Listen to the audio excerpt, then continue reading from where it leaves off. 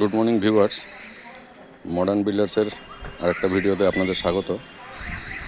আপনারা দেখতে পাচ্ছেন আমাদের এই র্যাপ ফাউন্ডেশন এরিয়াটার রড বাইন্ডিংয়ের কাজ চলছে।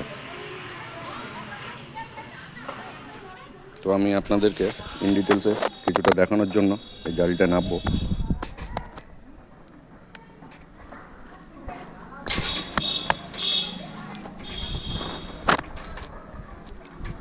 একটু ক্লোজ ভিউতে দেখাই।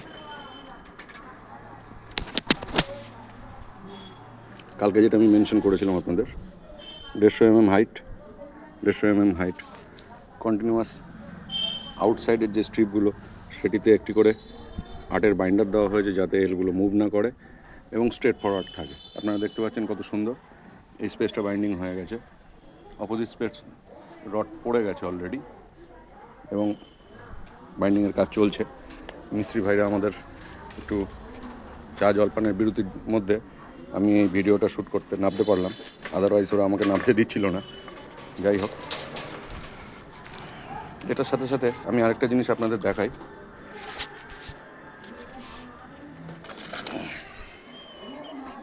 এটি একটি ছোট্ট কিন্তু খুব গুরুত্বপূর্ণ জিনিস। এটিকে বলা হচ্ছে রেডিমেড ব্লক।